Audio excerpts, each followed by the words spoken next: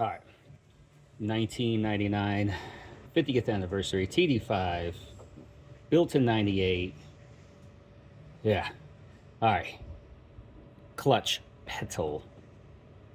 Ain't nothing working. I am twisting, I am pulling, I am going underneath. I have sway, I have loosened this up, I had push. There is nothing that's getting me past this area and giving me enough clearance with the clutch pedal.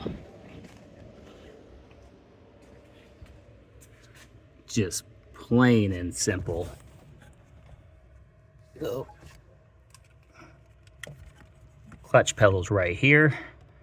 I am not getting through. I am not getting through the hole.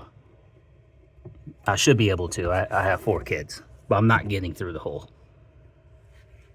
Any help whatsoever would be amazing. I don't know what else I need to loosen up. I don't know. Like, it just ain't getting through.